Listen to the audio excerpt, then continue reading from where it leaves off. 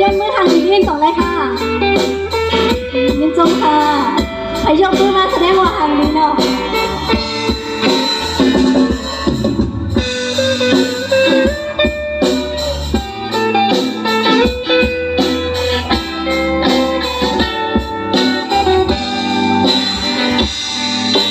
เป็นใจสิหักมา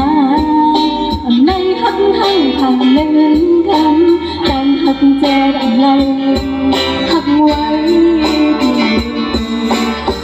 เจอหักเดินทางแปดเลนหักเอง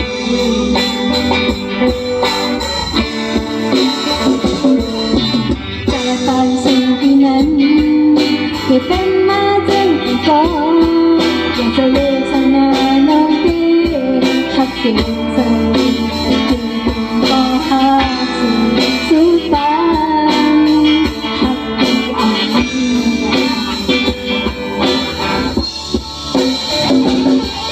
ไปเดินเส้นทางเขาเลย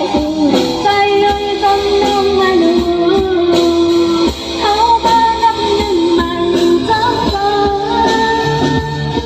ไปเดินเส้นทางหักเธอมาสร้างหาคนต้องตอบแทนมือน้องหักสอง